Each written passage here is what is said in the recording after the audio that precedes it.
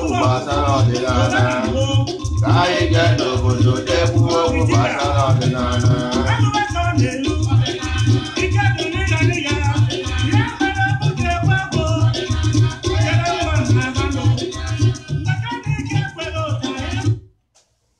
Ụmụ ibe, dịka anyị si wee na-ekwu na mbụ, ofu ndị anọdụ ebe a nụnwa na-akọtu, ndị nke anọdụ ebe a na-akọtu, agwara m ha agwa si ụmụ ibe, ọ bụrụ na anyị chọrọ ibi ndụ n'ụwa, anyị ga-adị nkwadobe.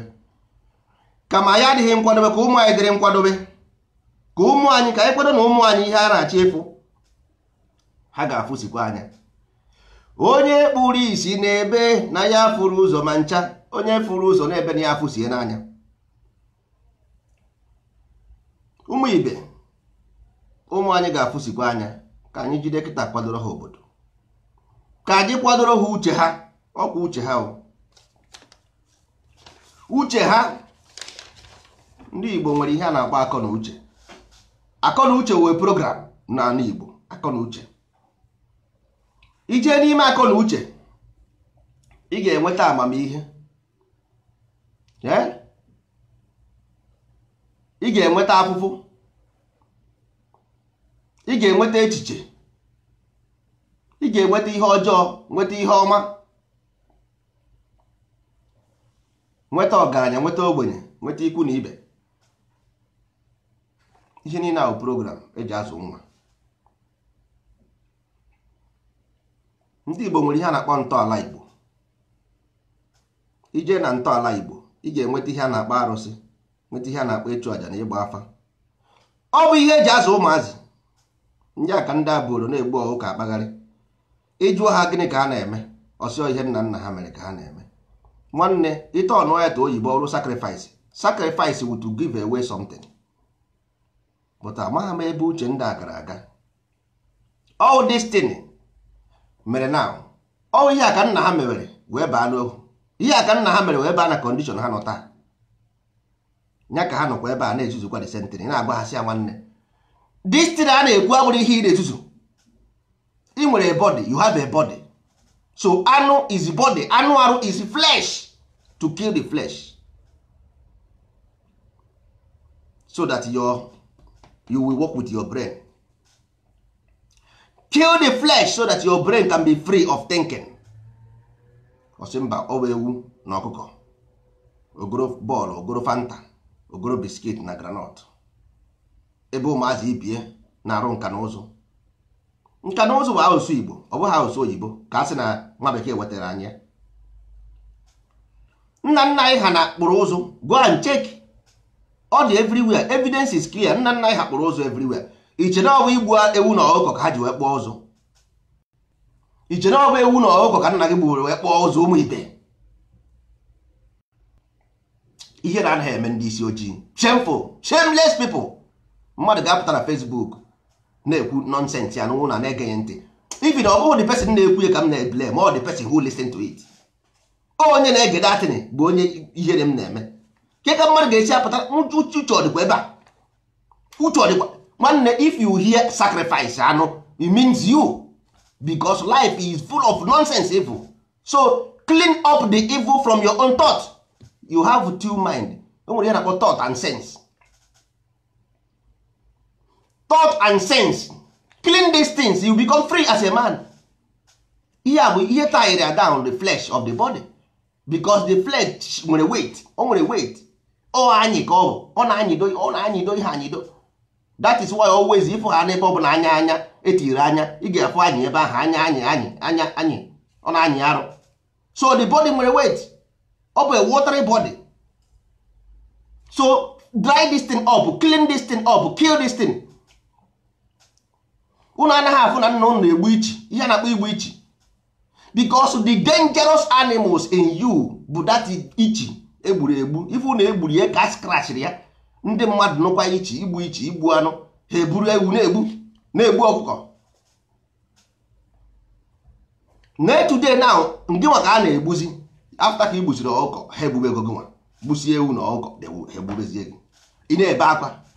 Mana mgbe a sị gị hapụ ewu aka, hapụ ọkụkọ aka, isi mba. Na nna nna gị ka ị na-eme. nwanne ọwụ na ịzụ ha ụmụazị gị azụ. Don't pray for your children to see this kind life ihe na-afọ. Don't never.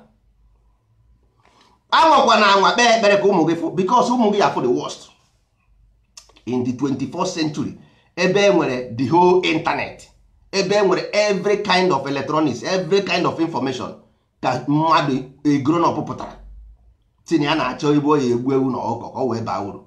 Ụkwụ na aka o jiri gị. Gịnị mere ụkwụ na aka gị? Ihe ị na-eme anaghị aga aga. Ugboro one ka m bere ebe a sị gị na-enwe ya na-akpọ cause and effect.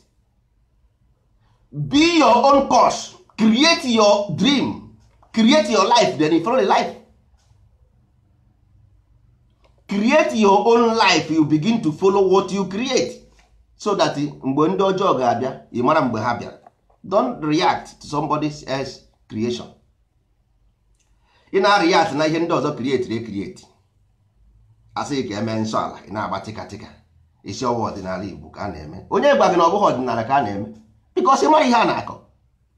Ihe ịtọ anya mere anaghịzi m ekwe, because I don't give much information here anymore. Because why? Ikwusie ya those ndị ochi na ndị ama ha si ha na-eme ọdịnala omenala, they will steal it, go and use it to na-etukwa ochi.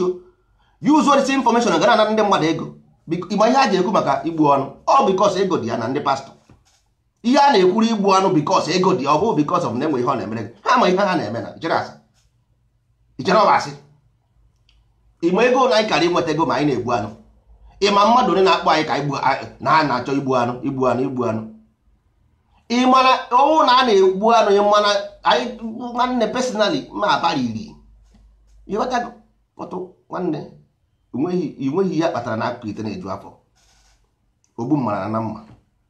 Ịghọtago ọnwụ na ndị be gị dị white, at the end of the day I will bear the consequence, because you shall pay.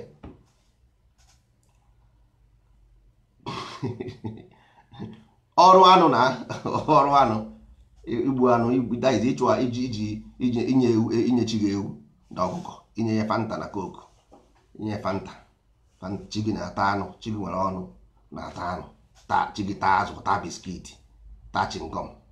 Nna gị ọ na chingom ọ dị mgbe nna gị nọ? Nna gị ọ na-ata chingom? Nna gị ọ ṅụrụ fanta? Nna gị ọ ṅụrụ fanta? Fanta ọ dị mgbe ahụ? Nna gị ọ ṅụrụ shinapụ ọdịnala Igbo? Na-ekwuchi mmadụ ntị. Ihere anaghị eme ndị Igbo sef na ndị isi ojii. In fact, ọnwụ na dịsi Igbo nwere ihe ọ pụtara wuche anyị ma ya, anyị echenji afa. Anyị ga-echenji afa because of na anyị ma ihe Igbo pụtara, na enwere ihe Igbo pụtara. Ọnwụ na ọ bụghị anyị echenji afa, hapụrụ ndị ala Igbo ha zara. A sị na ofu aka rụta mmanụ ozu ọha ọnụ. Ụnụ ama ha na ureku nnete mmadụ ya. Ureku nnete mmadụ because ndị agha na-ene gị anya, once afro gị na-eme that thing, because by their fruit we shall know them. By their fruit we shall know them. Ọwụ na oturu omume gị ka mmadụ ga-asị ama your capacity. Ọwụ na i believe na these things, I know your capacity, not even getting close to you. Ama m onye na-eme magic na China ọsụrụ Igbo ọma ihe ogwugwu. Go to Facebook and put magic, ị ga-afụ onye ahụ ọma ihe ogwugwu.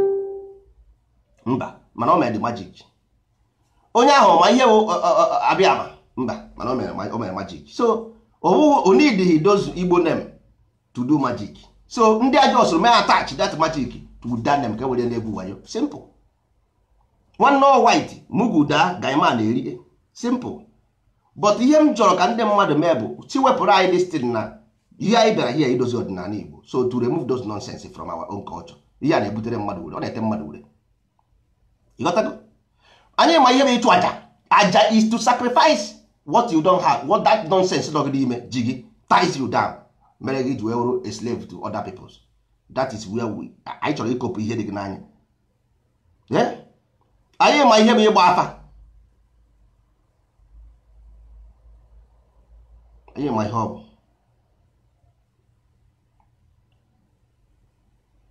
Anyị ma ihe bụ arụsị ọfụma ọfụma.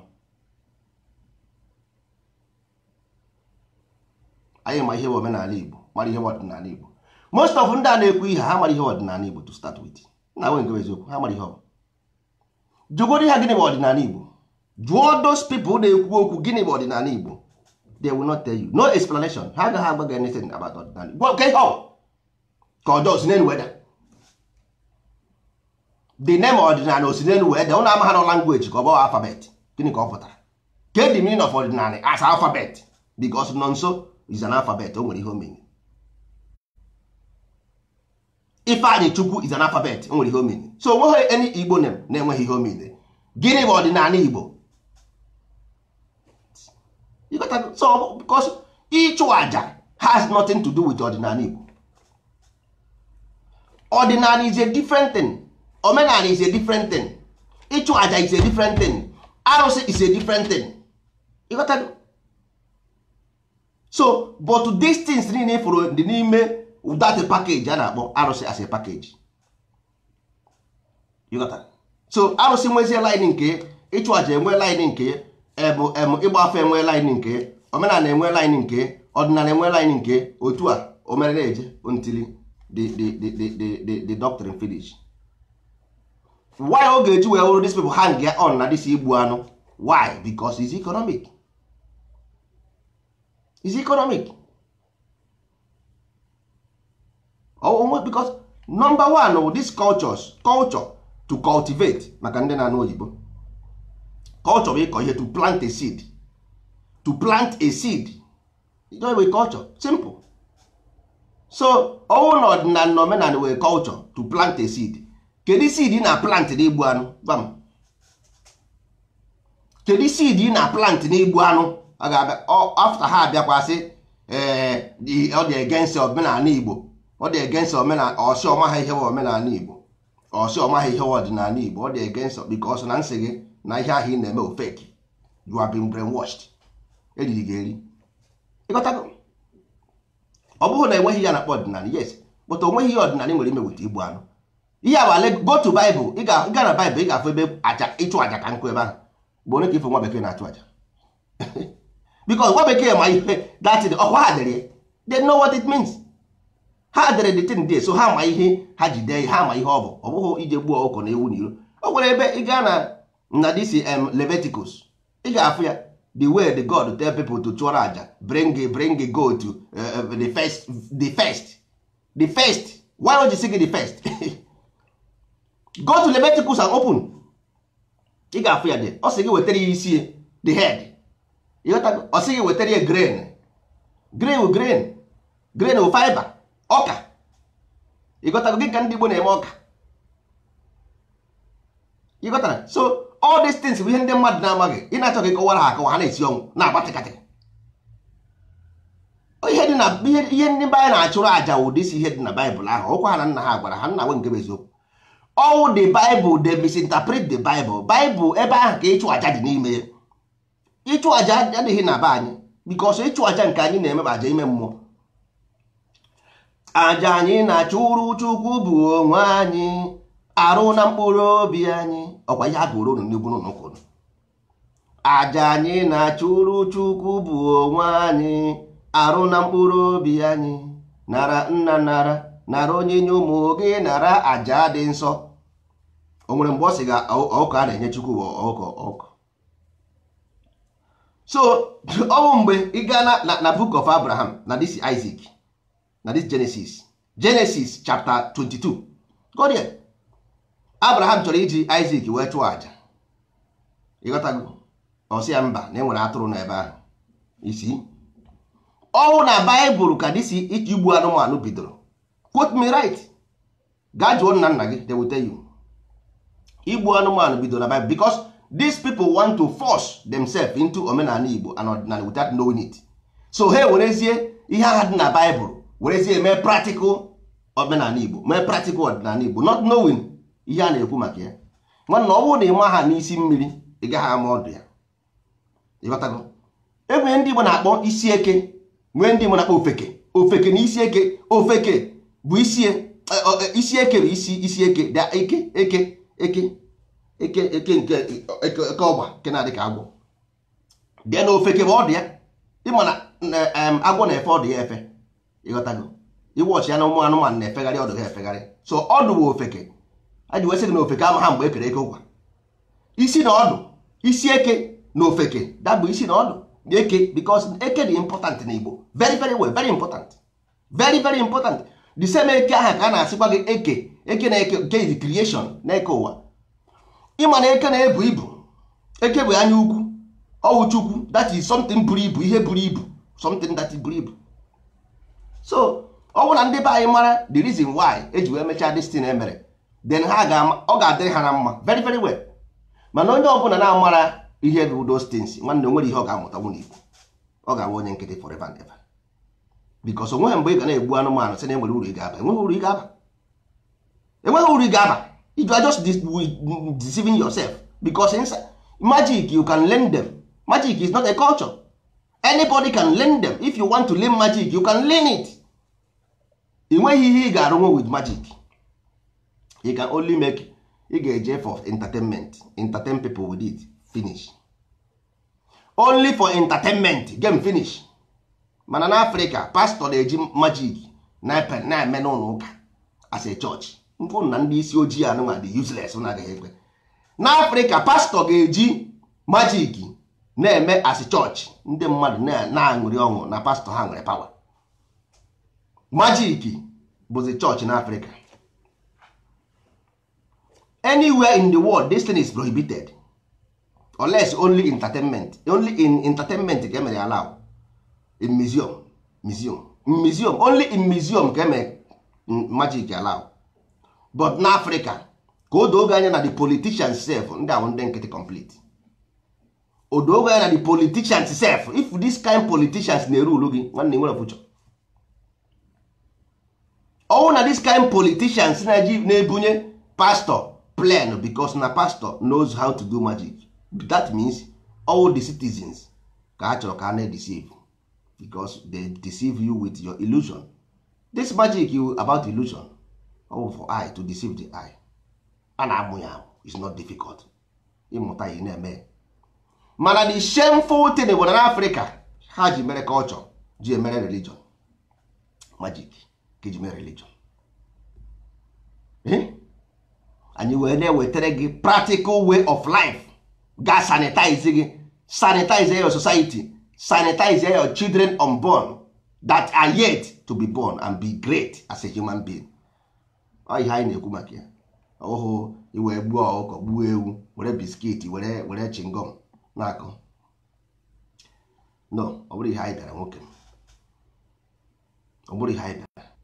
Enweghị ihe anyị kwere na ya. Ihe anyị kwere na ya bụ dati nsọ ala Igbo, omenala Igbo, ọdịnala Igbo, ntọala Igbo. That is it. Nothing. Not even Judaism, not even Christianity, not even Islam. No. So ihe anyị, and that one anyị na-ekwu maka ya. Ọkwa ha nke a na-egbu ọkụkọ na ewu. Ichi igbu ọkụkọ igbuoro onwe gị, nobody cares. Inside our doctrine, ebe ọ bụ na ịfụ sacrifice, it means you. Ọ bụrụ na ekwu etu ịmana ịtụ nwaanyị ime bụ sacrifice. Sperm is a sacrifice. Una amana ịtụ nwaanyị ime because you are giving away. We got to go. That thing unu na-eme ideji amụ nwa, that thing sacrifice. You are sacrificing. That thing will be sacrifice a na-ekwu maka ya.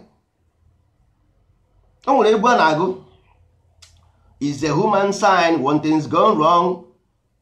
You got to go etu njọ ntị, that egwu a na-akpọ sacrifice. Yeah. That egwu ahụ ọ ihe ọ na-ekwu maka ya, ọ sacrifice ka ọ simple. To make love, to impregnate a woman means to sacrifice. That is where the word sacrifice came from. To give away something. You are giving away something. Tugbuola ewu na ọkụ. All those one allegory. Allegory is a way of distributing information to higher knowledge people. People who are knowledgeable. Maka ndị nkịtị. Ndị nkịtị bụ ndị eji eji. Ndị nkịtị nọ na prison. Ha bụ ndị eji eji. They are in prison by their own self. Ha nwa bụ na prison by their own self, because why? Ha atahiri onwe ha down. Because ihe a na-ekwu ebe a now, so many things can they break here. So many things can they break here. But onye nkịtị can never understand it. So onwe onye ga-blame. Ịgbasi ya the same person ga-apụta kpasị bụ kọsịa ma ọnụ kpọọ m iyi. Why? Because na m gwara ya eziokwu si ya na sacrifice is about the mind, is to circumcise. Even nke a na-ekwu a na-ebe ugwu, ibe ugwu bụ isi ibi ugwu. Ibi ugwu to live honorable life. ịghọtago. Ị ga-enweta ibi ugwu na doctrine of Igbo na ntọala Igbo. Ị ga-enweta ya na ntọala na dati ntanakara ndị Igbo.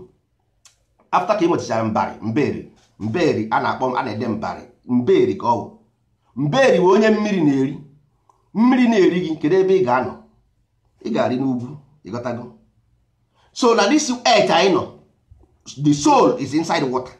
So iri go n'ugwu which is the head, ị ga-arị n'ugwu. ịghọtago. ibie ugwu live an honorable life so that you can ascend. ị gaghị abịazi here again. All code ka etinye. Mana ndị mmadụ chere ọ wee weta nwatakịrị bepụ ya mụ ka a na-ekwu maka ya. No.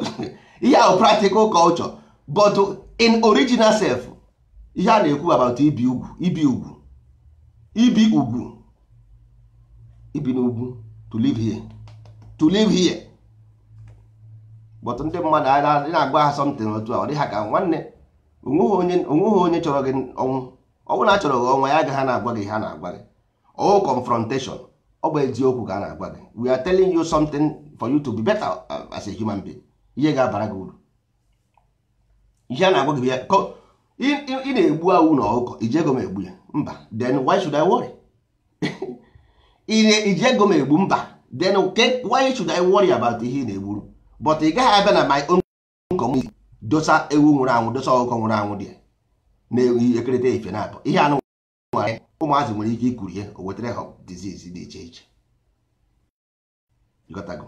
Ọ na-ebute because ị gaghị ewere something rere ọrịa nwere ike cause sickness. And ọ na-ebute dirty in environment. Ọ na-ebute dirty na environment. Ihe ahụ unu na-eme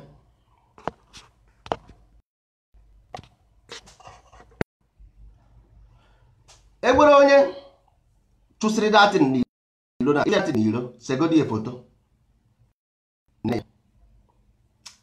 mara na public.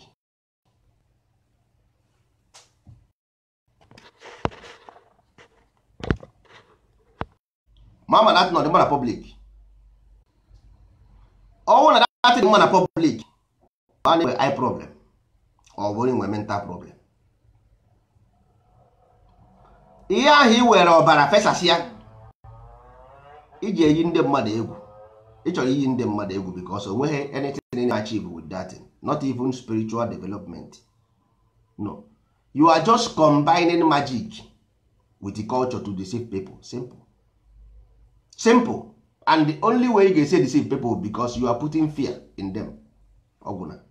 And the end of the day, ndị nwa personally na-eme enweghị any benefit ị nwere apart from the money ị nwetara from it. Ọgwụgwọ. Ị nwetaghị one single benefit apart from the money, paper money. Ị mere mmadụ something, ị mere ebu mmiri or ị mere ilori echi or whatever. Also the money ị nwetara there will benefit ị nwere n'ime because inside you spiritually unless me onye nkịtị ị mara enwe benefit ị nwere there. You are just doing that as a profession. Mụ adịghị against any profession of anybody.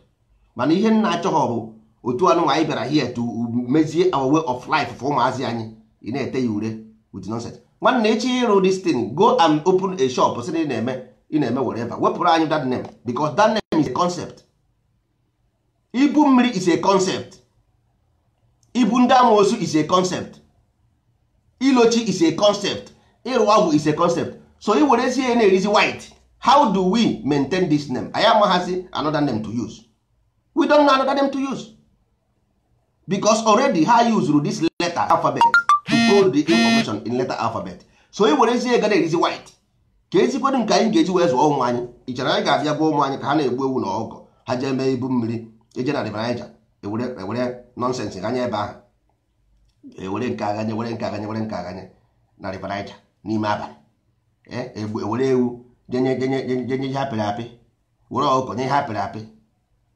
Ọ ihe a ka anyị ga-agwa ụmụazị anyị ebe ndị China na-arụ machine. Kịta na-asị na ndị China nwere restaurant na Nigeria. Ha na-ebuka ndị Nigeria jee ebe ahụ. Kedu ihe ị na-eji mena na Chinese restaurant biko? Gịnị ka ị na-eji mena na Chinese restaurant? Na-ejiri nri. Enweghị ndị Igbo na-esi nri na Lagos. Ma ha bịara na Nigeria na-eme anyị resis ha si ha ekwe ka abịa jiri na nke ha. Kedu ihe ị na-eji iri nri na nke China inwe onwe ha ebe ndị Igbo esi na why kwa ndị be anyị ji eme Naịjirịa na why ndị China esikwuo na China bịakwuo na Nigeria na-emekwu graces?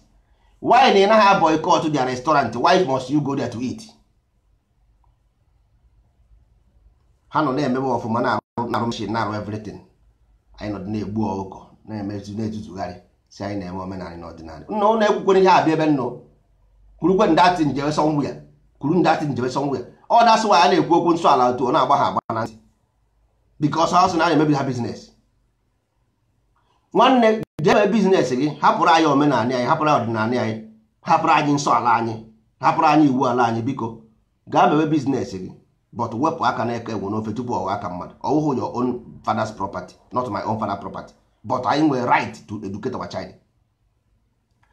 All responsibility of our responsibility, you gotta go to develop our own children.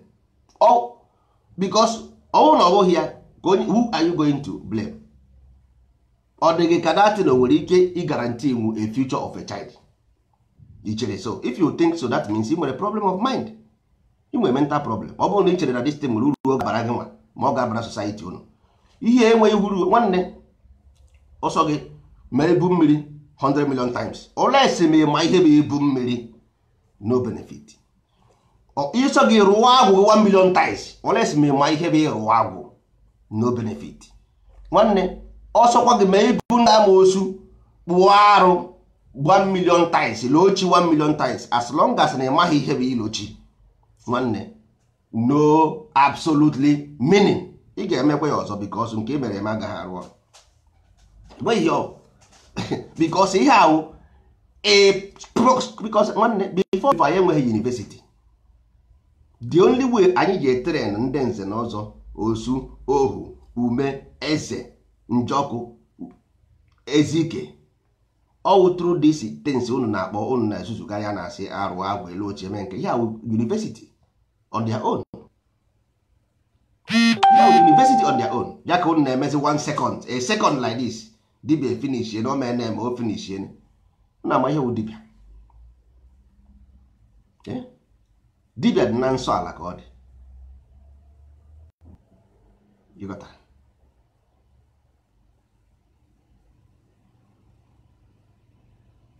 Na amara ihe bụ dibia. Dibia abụrụ about magic. Dibia ma eme magic, dibia ma ihe magic o, mana ọ bụrụ about magic. Dibia bụ the more, dibia nwere meaning more than magic.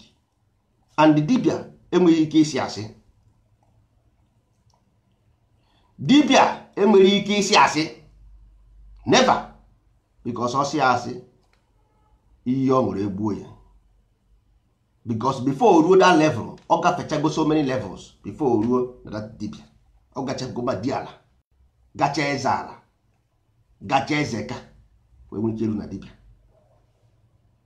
Kịta na amụzi dibia amụ. Ọ bụzi ị gaghị agazi the whole process, ga refine gị, refine ya gị, put gị into a higher spiritual being. No, mụchazie ka esi eme magic, ịpụta ịmapụta isi ewu dibia ị na-arụ agwụ echi. Ị ga-aha na ozugbo ozugbo ọsị gị nụrụ di na mmiri, a ga-emere gị ibu ndị ọgba nje, a ga-emere gị ihe ụwa, weta 170,000 were 120,000 ị na-agba. Nwanne enweghị ihe na-eme na-aga aga. A ga-eme ihe ụwa, a ga-eme ilo mmiri, a ga-ebuchi. Nwanne ka Okeke jichere amị ka ebe utu ya, ịnọsị na oburuchi one, because ịnọsị ma ihe bụ ilochi, maybe I don't know, but because ọwụ nọ igbo ọkụkọ na ewu a ọwụghị ya, ịnọsị ga-eji anọ ọfụma. Ọsọ gị gbuo 1 million nwanne, ka ede ịghọtago, ka ede ọsọ gị gbara jee na chabat ịmara ihe dị n'ime ya. Chabat enwere ihe ịmalite. Ọsọ gị gbaa na Jizọs nwanne ịmara ihe anya, because ihe na-ekọ na omenala. How can you know what ihe na-akọ na Christian? Your language ịmara ihe edere ebe ahụ. How can you marazie nke ede na Rome? Ịmara ihe ede na okwu Igbo gị na your own language. Ka ị ga-esi ama nke ndị Israel na-akọ? How difficult ọ dị ka ndị isi ojii Africa from this part of the world inwe uche biko? Why can't we say these things? Na nwanne, we love this culture but we don't understand it. We have to learn them. Or the wrong to say, ọ bụ ihe ọjọọ. Na anyị love our culture but we want to learn them because we don't know them. Because ihe ọbụla iwepụ ha na anything from this movement of space is a lie. Any culture na about astrological movement, planetary movement is a lie, and the only ọbụla na-aghọtaghọ this movement of planet is a deceiver. Onye ọbụla na-ekwu maka omenala without understanding this movement of planetary movement, he is or she is a deceiver. Ọsọ ya were eze nwaanyị, ọsọ ya were eze nwoke, as long as na ọmaha about planetary movement, ọ na-esi ezigbo asị. Because without planet movement, no culture. Because every culture is located from one single source, from the movement of the sun and the moon. You got to go? That is why eji wee nwee Obiafra nwee Igbo. As above, so below. Obiafra is the sun, then Ama Igbo is the moon. Simple. That's why eji wee nwee Judah, Jewish people, Judah and Jerusalem. You got to go? Eji wee nwee Jewish people and Israel. This thing dị na all nyawa eji wee nwee Allah and Muhammad. You got that? Nyawa eji wee nwee Jesus Christ and the God.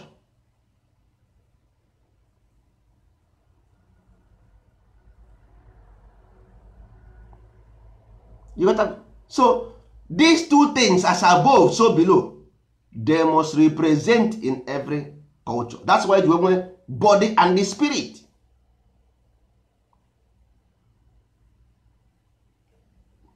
You got that? So where ka mmadụ ga-esi abịa si ga-train a human mind without knowing, because we represent the invisible force. We physical force represent the invisible force.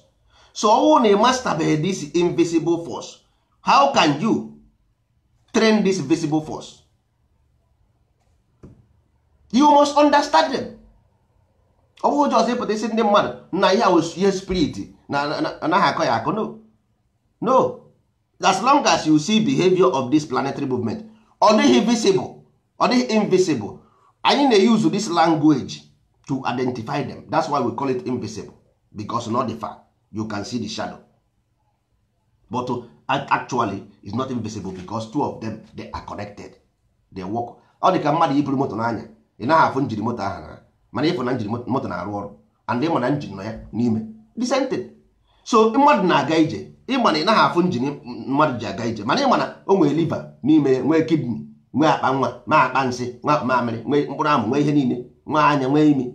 Ịma onye ọbụla mada one. So ị gaghị asị m na ọ dị invisible because body carries it. So until ihe ọbụla ị na-anụ maka iyi ụwa, ọgbanje, ibuchi, ilochi, ibu mmiri nke a na agwụ nka, all those things which are how to develop a child. Simple, because we lost the information. Of course, something can happen. I nwere ike lost. Nobody is above mistakes. But the problem bụ anyị ọ dị capable to correct those mistakes and relearn ihe anyị na-amaghazi. Because onye na-eme ya nwanne anyị dị strict, because onweghị mgbe ị dị serious n'ụwa ghara ịdị strict.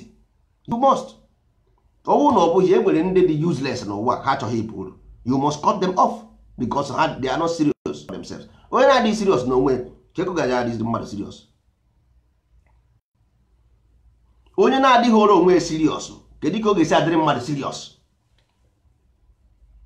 You got to go. That is why anyị ji eme otu anyị si eme, because anyị chọrọ ka anyị dịrị mma. Nwanne, if you want a better land, ị ga-eme egichon enwe politician dị good that will go to the position. Ọ bụghị onye pụta base of vote tụọrọ ya o ruo echi na complain. If we take useless people as member of nsọala, ndị otu nsọala, that means ọ bụghịzi nsọ ala ka anyị na-eme na ijere ime ndozi were ndị ara asị ndị ndozi ọdịnala, that means ọ ndị mmebi ọdịnala ka ha ga-abụzi nleta na because ha bụ ndị iberibe. So you must be forced to be good ma ọ bụrụ na ị chọrọ imentain nsọ ala na ndozi ọdịnala. You must be good, you must be forced to be good until ịdịba used to it. Ịdịbazie before ị mara ihe na-eme, you begin to change gradually. ịghọtago ogo jos ịga na Facebook na-akọta uru isiokwu. That's why anyị anaghị abịa here everyday ekwu okwu. N'ala Igbo na Nnewi anyị nwere ebe anyị na-agbakọ na Nnewi, and anyị ekwuola na every weekend ọbụla, at least Sunday to be precise, onye ọbụla bụ onye nsọ ala Igbo should go to the Heritage Center and pay homage. At least otu ese ndị ụka si eje Israel na eje pilgrimage. Ndị Hausa na-aga pilgrimage na Mecca. Anyị nwere onwe anyị ga na-aga pilgrimage na Nnewi ebe anyị nwere our Heritage Center, ụlọ nsọ ala anyị. ịghọtago? So ọ ka esi eme n'ụwa ka esi eme n'eluigwe. Enwere ihe anyị gụpụrụ agụpụ, ihe ọbụla nna nna anyị ha mee from A to Z. Ọdịnala Igbo, omenala Igbo, ntọala Igbo, ịchụ aja, arụsị o, ibu mmiri o, ilochi o, all of them otu a ka o si dịrị one after the other n'ime akwụkwọ ntara akara anyị. There you will see yourself and read yourself. All those things nekwe ihe ha bụ. Nekwe ihe ha bụ. Ịghọtago? So ọ bụghị jos na a na-akwu okwu nwanne, anyị abịaghị ebe ikwu okwu. Ihe anyị bịara here to give our people, ndị chọrọ nụ, give them this information, game close. Anyị abịaghị ebe a ka ị like ya anyị abịaghị ebe a ka anyị na gị bụrụ enyi. Ihe anyị bịara ka anyị setie distance iwu nsọ ala nna nna anyị ha biri wee ka nka. Ọdịnala Igbo dịkwa ka ọ dị na mbụ, omenala Igbo dịkwa ka ọ dị na mbụ before a corrupt ya with the Bible na ịchụ aja na igbu ọkụ. Ịchụ aja bụ Igbo language. Onwe mgbe ifuru ewu ebe ahụ, ịchụ aja, go to dictionary and see sacrifice. O nwere mgbe ọ sị gị gbuo ewu. So kedu ihe connectri this ịchụ aja with ewu? I don't know.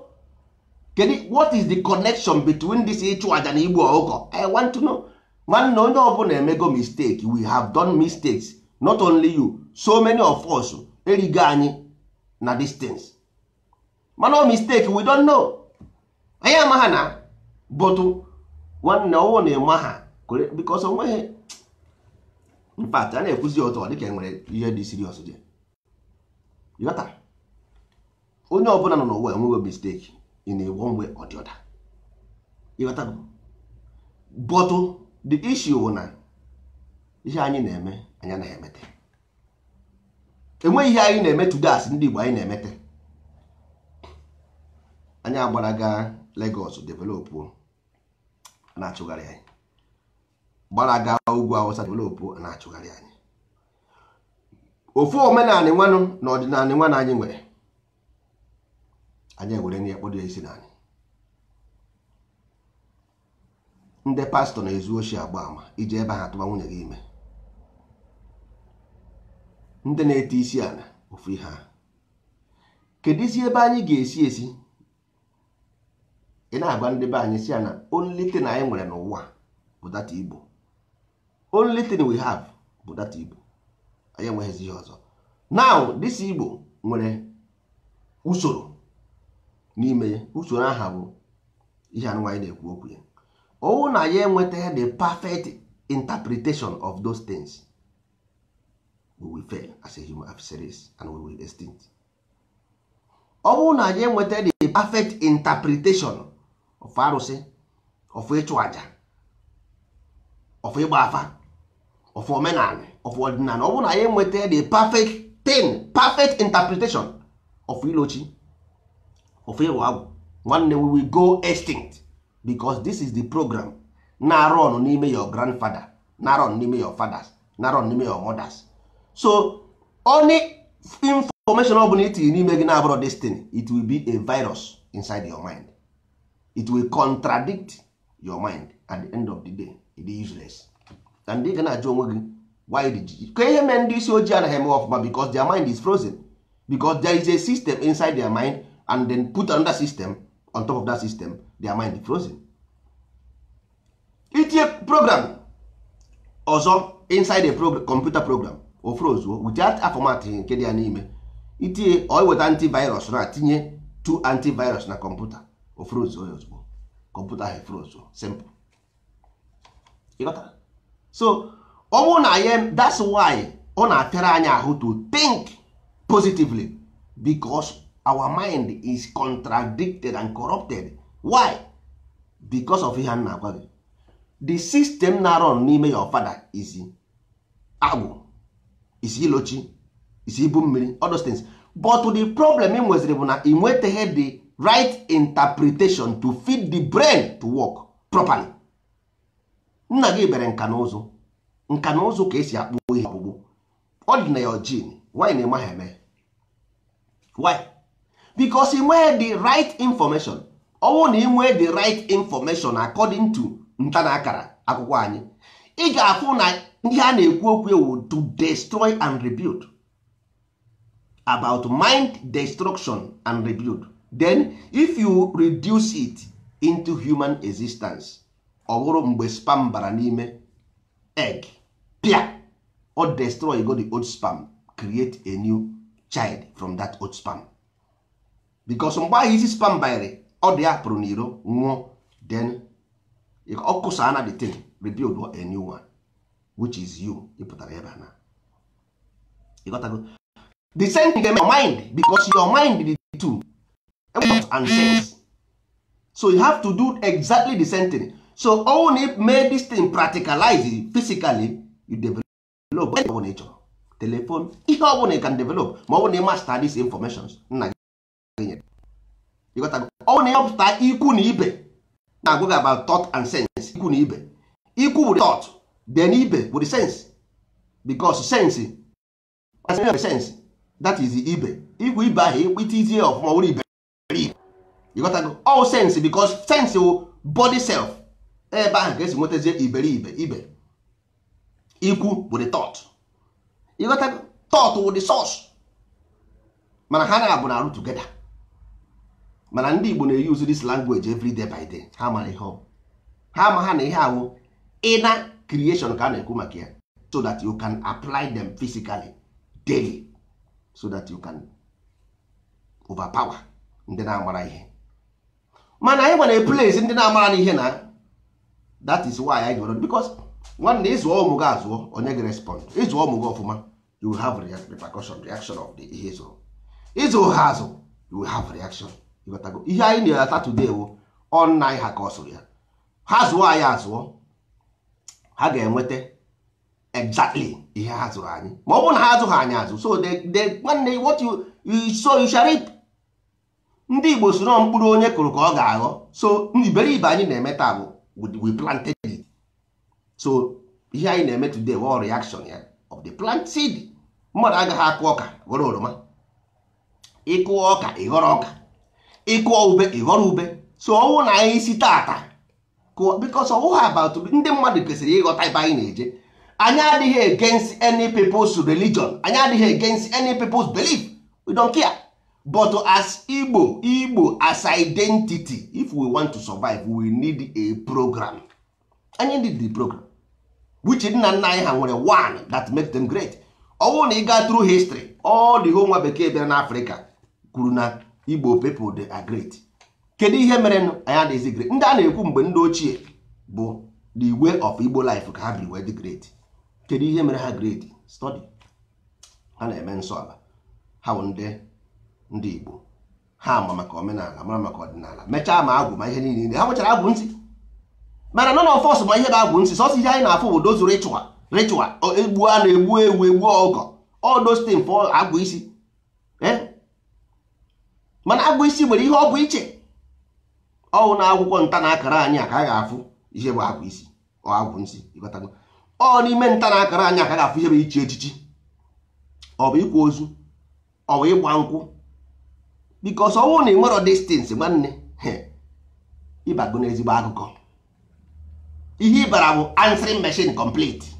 Because nwanne, go to any faculty on this world, ha ga-agwa gị na brain a computer pure. So with that program, nwanne chaa n'ụzọ, chaa n'ụzọ because you will be a victim. Ị ga-abụ a victim. Hapụ akụkọ, hapụ na okwu n'okwu abụrụ nni. Rapụ na okwu n'okwu abụrụ nni, because if you like, you come to Facebook 100 million times. E nwere ihe added to your life. So ị na-edeceive onwe gị sef, ọ bụrụ mmadụ ka ị na-edeceive na onwe gị, because ngụnwa na onwe gị, kedu ihe ị ga-enụrụ? Kedu ihe ị nwetara on your own? You get nothing. Then why are you on Facebook talking nonsense? You got to go. Because onye na-enwe ihe obu, enwe ihe na-akwafu. You can only give what you have. What you don't have, you cannot give. Ọwụ na ime accumulate this information, then you give to people because you have them. Ọwụ na enwere ya, what can you give? Ọrụ anụ. Because onye ọbụla na-egbu ọkụ. Onye ọbụla mana na-egbu. Before ọbụla need ha ịchụ aja wee gbuo ọkụ. A na-egbukwa ọkụ egbu. So kedu the differences between igbu ọkụ na ịchụ aja na what is different? Nwanne a na-egbugbu ọkụ na-eribu. A na-egbugbu ewu na-eri. So kedu difference? Kedu ihe ọ add now? You don't add anything. Ije na mmiri iwere biskit tonyetụ echi ngọm tinye oroma. A na-arachapụ oroma aracha. A na-aṅụ fanta aṅụ. Ihe niile iji wee chụọ aja ha na-eribu ya eri. So kedu mbọsị ndị mmụọ bidoro ibe nri? Ịghọtago? Ihe a misconception, concept wrongly misinterpreted, which ọ na-eme anywhere in the world. People can lose information. People can lose. Ị nwere ike ị na-eji ihe na-eje somewhere fuo ụzọ. But the important thing bụ ka ị locate kwe ebe ị na-eje back. Nyanwa the important ọwụzi the time i waste wee na-achọkwa ụzọ ebe ị na-eje. No, ọwụ ị chọtara ụzọ later. Ị chọtara ụzọ later. Nyanwa bụ the important. But ndị be anyị mba nke that is ụdị ụbụrụ. Amaghị m ebe ndị asị wee boro ụdị so ụbụrụ because ihe awụrụ ụbụrụ ndị Igbo. I don't know where they borrow this ụbụrụ isi. Ị ga na-agwa mmadụ eziokwu every blessed day, but the person keep on na-eme nke dị ya mma. O mesịa ọbịa complain. After ka o mesịrị that wrong thing, ọghọ ya ahịa ọbịa complain. Ị na-asị ndị onye ọgwụgwa mmadụ ọ dịkwa ndị a n'ime ọkwa destiny bụ ihe ị gwara ya agwa before. Gaa gee okwu anyị since 2-3 years ago. Anyị kwuru these things a na-ekwu na-eme today. Gekwe na ihe anyị abịakwana today na-ekwu na nsọ ala Igbo bụ program anyị ga-eji wee zụọ ụmụazị anyị. Onye a fichisie ntị ọsịghị ọdịnala asịghị ọdịnala asịghị ya. Enwere mgbe ọkwa anyị nwawo ndị ndozi ọdịnala Igbo. That means ka ihe na-ekwuzikwe kedu ihe ịmụ anyị ji wee sị na anyị bụ ndị nsọ ala because ngụwa na onwe gị you wrongly interpreted ọdịnala Igbo. That's why ji wee sị na iwu onye ọdịnala Igbo. Onweghị mgbe anyị ji na-enwe ya dịka ọdịnala Igbo. No, anyị sịrị datin wee philosophy. Ịghọtago? Ọ wee philosophy. Ọ bụ ka nke nyewa bụ the interpretation of this movement. Then anyị nwawụzi mmadụ, how do we apply succumb to this movement? Then we have to practically live that philosophy. Ịghọtago? Then omenani wụzi omume gị. Ịghọtago? Omume gị ị ga-eme interpret na ị ga-eme interpret omume, a way of life. Ị ga-eme character na movie because ị na-act movie, ị bụrụ actor, a ga-enye gị part to play. A ga-enye gị part to play and that part ị ga-amaster na ị ga-agụ na agụ na egosi anya nụ before ị bezie ebe a na-act na movie na iwe nwee ike play bezie that na enyere gị to master so that you can play in a movie. Ya omume gị na movie anụnwa because it's just like you are saying anyị na-ekwu na like ụwa anụnwa now playing ground ebe a na art movie. Ịghọtago? So abịanye gị omenala, that is nke ahụ this one ka ị ga-play in this movie ma ọ bụ na asị action. Then nke ahụ ọdịnala ahụ the philosophy ebe ị ga-ejizi aka, ebe ị ga-agbado ụkwụ na ebe ị gbadoro ụkwụ, nke a bụ nke nwa. Ịghọtago? Then kedu isikwenụ ihe ebe ị ga-asị the character ị ga-asọ composite ihe ebe attached to it, nke ga na-eme practice otu ha si eje ụka ka esikwenụ because honestly bụ program ka ọ bụ eji wee nwee ume nwee emume ndị mmadụ na-akpa eme ume ọ ya bụ emume. Nwee ihe ndị Igbo na-akpọ amụma mmiri. Nwee ndị Igbo na-akpọ amụma ụgha. Ịghọtara? All those things which are program because anyị enweghị ebe anyị debere university to train child. The only way we have is distance ndị mmadụ were ghasasịa ti na a na-eme biznes. Nwanne unu ghasasịa datin ọkụkọ hapụ kpọm o were gịnị zụọ ụmụ. Ọkụkọ hapụ kpọm o were gịnị zụọ ụmụ ka nna ajụ unu. Anyị mebisie ihe a niile ịma a na-ekwu ya otu ọ dịka sọpọtụ ba na ha ontiri ha etecha ya ure, mgbe ahụ ka unu ga-afụ ihe nna agwa unu. Mgbe ahụ ka unu ga-afụ the pains and damage, because mgbe ọbụla anyị na-adị good to destroy what we have, because onye nkịtị amaha the damage ọ na-eme to himself. Mba, until o mebisie datin o ruzie ọchọ onye ọ ga-eblame si agbara m na agba. You must put your own culture in very very high place so that it can be attractive to even the living and the dead. Onwe onye na-ama ha moto ị gaa n'iro fu moto mara mma ịma. Onwe onye na-aga n'iro furu moto mara mma na-ama ha na moto a mara mma.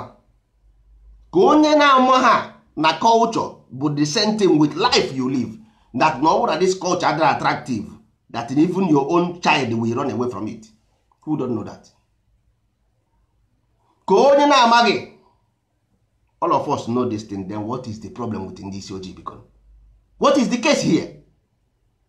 So that thing na offer, oruru gị because ị na-enweta catch from it. Ụmụ ibe,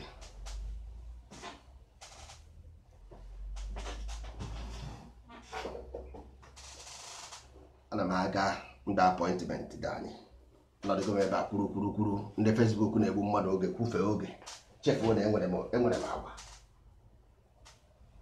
Nsogbu adịghị ka ntị iru na-egwu ka m mmechi ihe